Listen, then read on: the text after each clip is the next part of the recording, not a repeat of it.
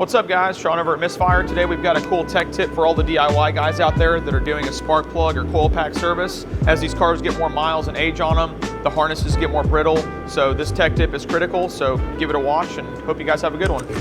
On all EJ Turbo Series engines, there is locks on the coil packs that hold the coil connector on there, and on this one you can see right here that it's been broken. So whenever you guys are doing a coil pack or spark plug service, make sure you take a lot of care when you're lifting that tab to slide the coil connector off.